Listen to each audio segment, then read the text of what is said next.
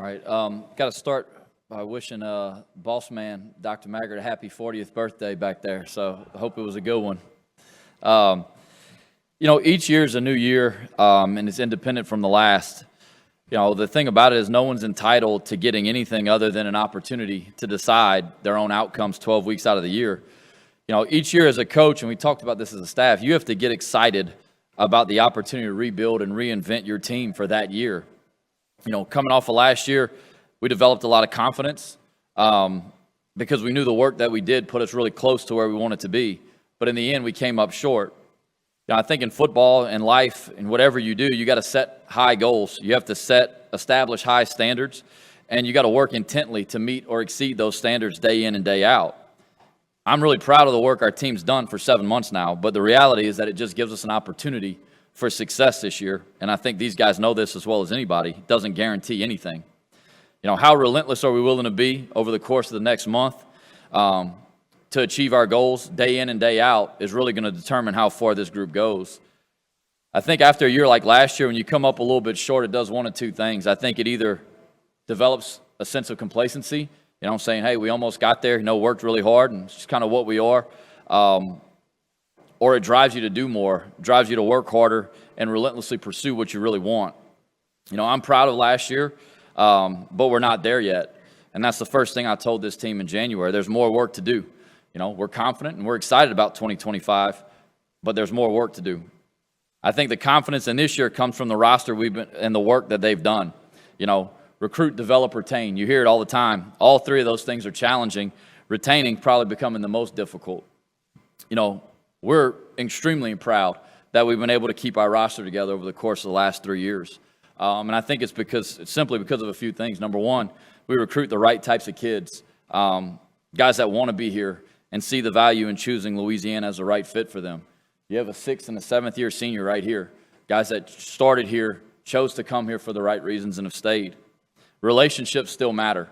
We're still all in on building relationships. And I think it starts with a true love and respect for each other.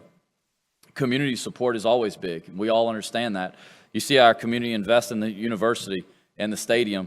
They've supported our team. They've come around and understand that the current landscape of what college football is something that they have to be involved in because they want to see these guys start and finish here. You know, lastly, the reason we've had success last year and will continue to is because teams still win. Our guys play for each other. They sacrifice for each other, and they see the value in being a part of a team that shares the same vision, the same purpose, the same goals, and they care more about the collective success than they do about their own. So we're excited about this season. We're eager to build off of what we did last year, but we know that the best is yet to come. And so with all that, I'll go ahead and I'll open it up to questions here. We'll open up the floor for questions. If you do have a question, please raise your hand and we'll have a microphone brought to you. Please give us your name and the affiliation. And for those of you joining us online on Zoom, please type your questions into the chat and we'll read them here in the room.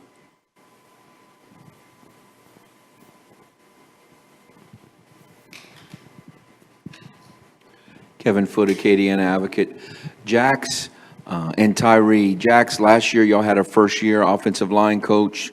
Y'all are going into the second year. Talk about the progress going from 1 year to second. And then Tyree, you had a new defensive coordinator. Talk about that second year there and the progress that could be made there.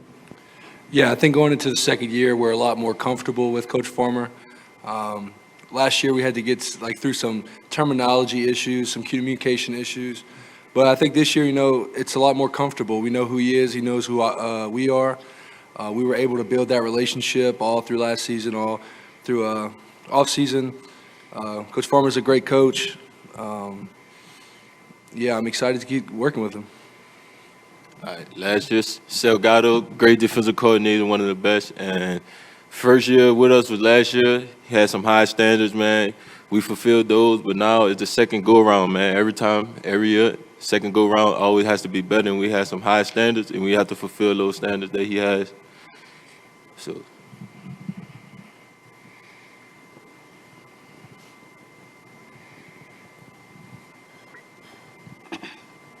Shannon Belt from the Daily Advertiser. Coach, I know you talked a lot about retention and keeping players, But talk a little bit about how you've reloaded the offense and defense heading into this year when it comes to transfers. Well, I mean, our philosophy is to basically take transfers where it's needed to replace some attrition maybe that you couldn't foresee. When you lose an older guy, you don't plan on losing, and you have to go into that world. And that's kind of what we did. We took a receiver after we lost an older receiver, and Shelton Sampson has been a really good fit for us.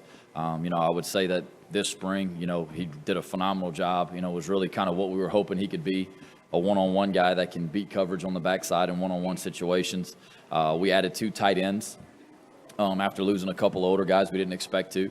And I think they're a good fit for us. We've got, one of them, Brock, is very similar to one of the guys that we lost, and he's a little bit of a kind of do-it-all guy, jack of all trades.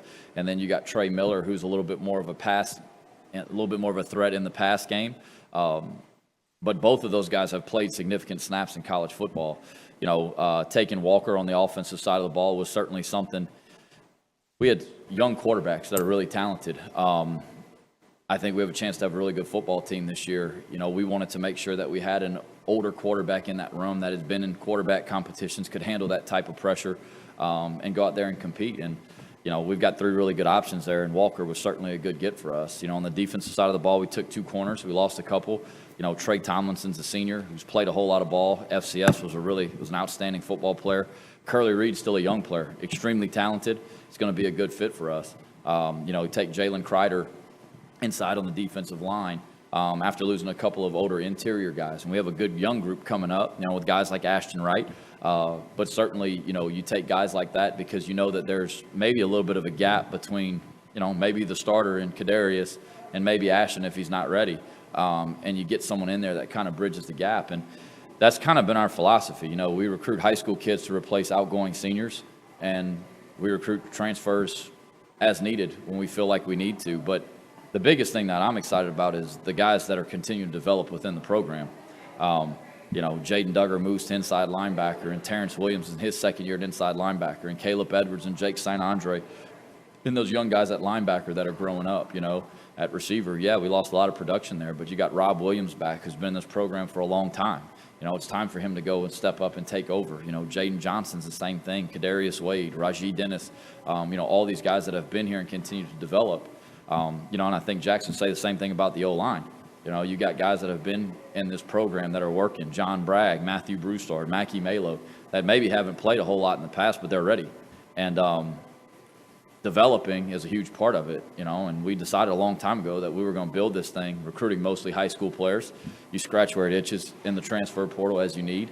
But the biggest thing, talking about these transfers, all 7 of those guys who came in here at mid-year have really jumped in with both feet, and they've been committed to doing it our way.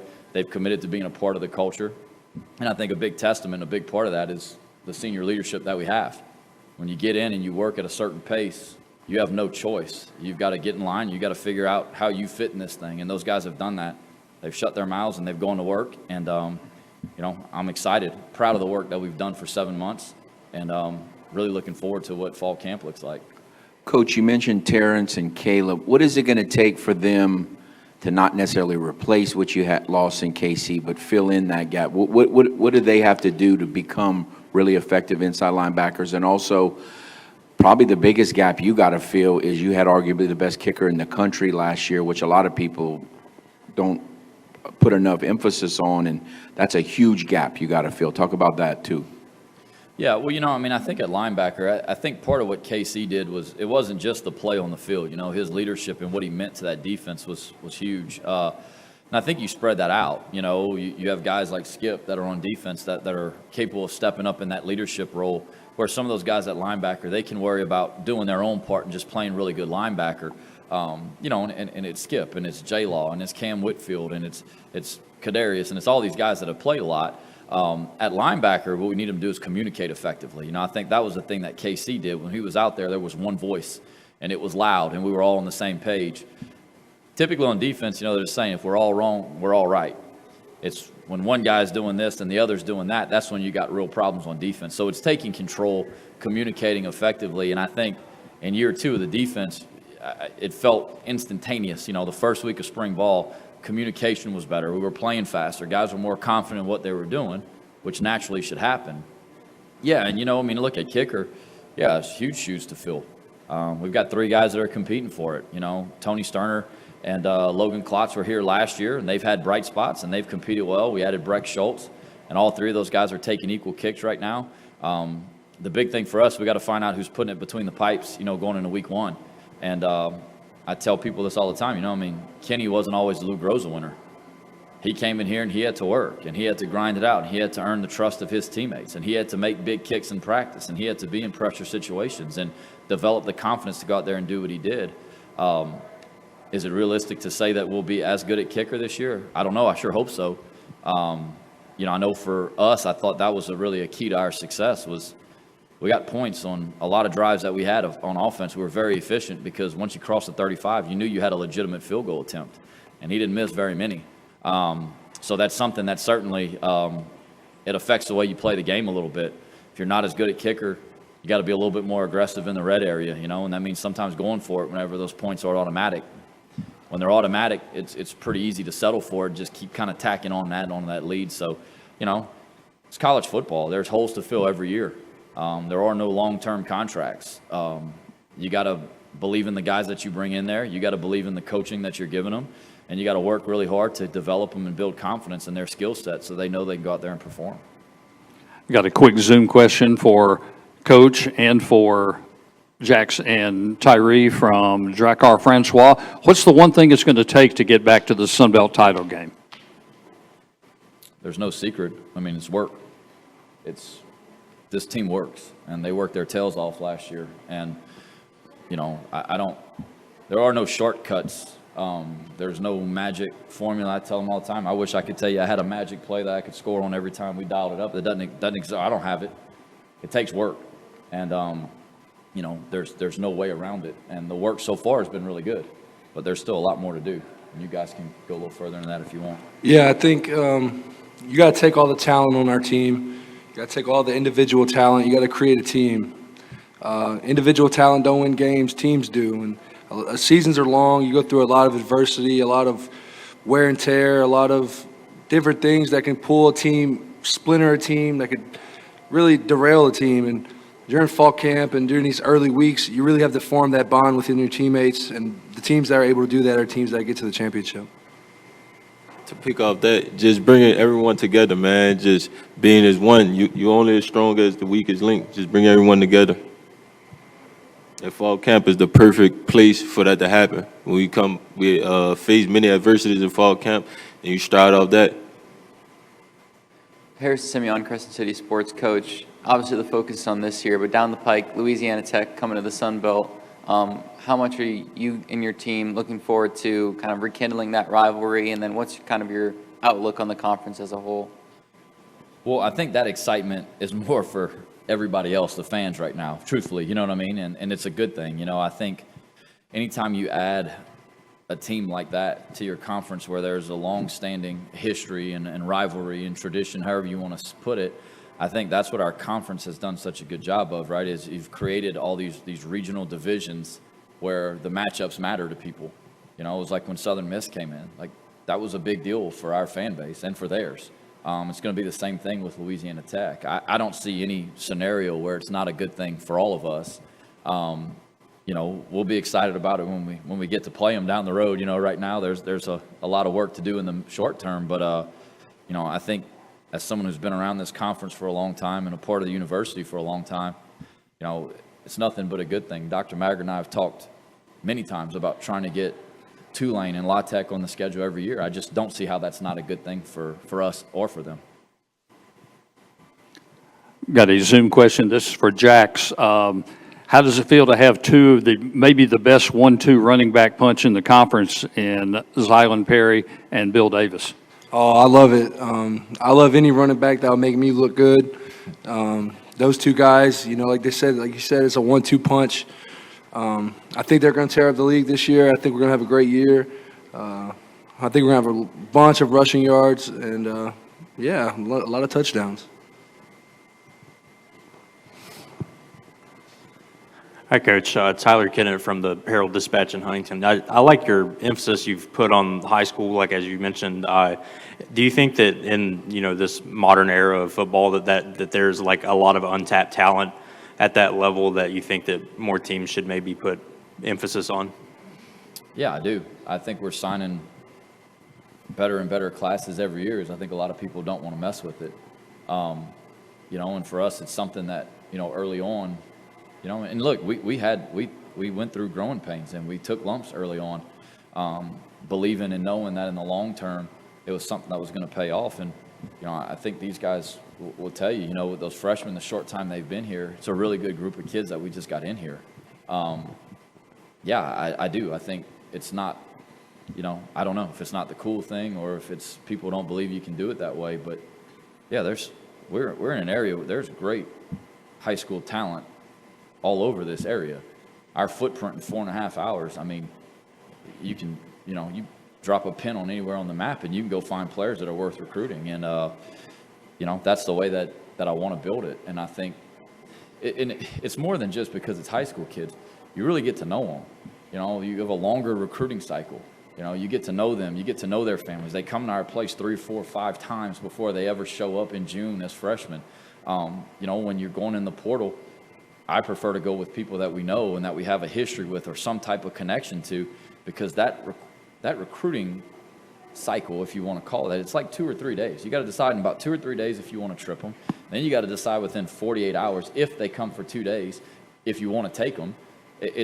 I just think it leaves a lot more room for error there. The high school kids, you get to uncover all the things and you get to really do your homework on it, and that's where I'm comfortable. And then you get them here and you know what to expect. And yeah, you got to grow them up. But I mean, shoot, that's why we got into coaching. It's to develop kids on the field, off the field, help them grow up. And that's the fun part about it. I mean, if we ever get away from that, then I don't want to do it anymore. Got a Zoom question for Tyree. You have a lot of new faces in the defensive backfield. How do you think the secondary has molded itself so far? Can you repeat that again? You have a lot of new faces in the defensive backfield this year. How do you think the secondary has molded together so far? I mean, just bringing those new faces along, man, the coach is something special here.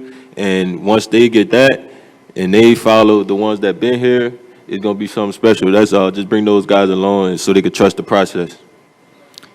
Hey, Coach. Jonathan Bullock, KLFI News 10. You mentioned you have multiple options at multiple positions, whether that be quarterback, kicker, running back. Do you feel like this is the most depth that you've had across the board throughout your tenure at UL? Definitely in the last 4 years. I mean, within the last 4 years for sure. I think, it kind of feels a little bit like it did in 20 and 21, where you felt like you had a lot of guys that you're trying to find a way to play them. The reality is this, though. The more competition you have on your roster and on your team, the better off your team is going to be. And the last couple years, we've had quarterbacks that are competing for the starting job. That makes the entire team better.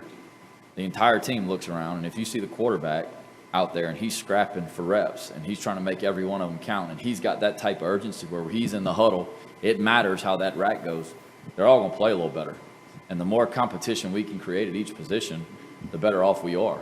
And it might not be for the starting spot, but it might be to see who's the two, because we do believe in playing those backup guys. It develops them for the long term, right? And to me, all those things, the competition is something that you can't ever get away from. And having that type of depth creates real competition. It doesn't push you whenever you know there's no one behind you who can go out there and take your spot. When if you don't show up every day, these guys know that. Every day you show up, you got to go out there and you got to go earn your keep. And that's how you build a football team that has depth and build a football team that competes the right way because they're used to doing it every day. Coach over here, Brady Weiler, Panther Talk. Someone you've had the chance to work alongside as an assistant and a head coach is Bryant Ross, who's now the O-line coach at Georgia State. Could you speak to the development you saw from him as a coach and now getting this opportunity at a school in the Sun Belt? First of all, Bryant Ross is a really good friend of mine. When he came to UL as an analyst, quality control coach, it was very obvious early on, that he was special. His relationship building was something that I really admired about him. His ability to reach people, his patience with young guys, but his firmness with them to also get the best out of them is something. I think that's a hard line to walk, and I think he does a really good job of that. Incredibly knowledgeable, someone that I've seen grow in confidence, more and more every single year that he's been in it. I couldn't be happier for him. I know that might sound like a strange deal, right? But getting to run his own room is something he's ready for. And, Georgia State is lucky to have him. He's a heck of a football coach, and I know he's going to make that group better up front because it's what he's done since he's been here. He's been a part of some great offensive lines we've had, and we'll certainly miss him. But that's part of it. It's like when someone like that leaves, it's like you're torn. There's like the selfish part where you hate to see him leave, someone you really care about, enjoy working with. But on the flip side, man, you're so happy for someone to get an opportunity they've worked really hard for, and that's that's how it is with Brian. Got a question for both Jax and Tyree. You heard Coach talk about the high school development and the emphasis on that recruitment process.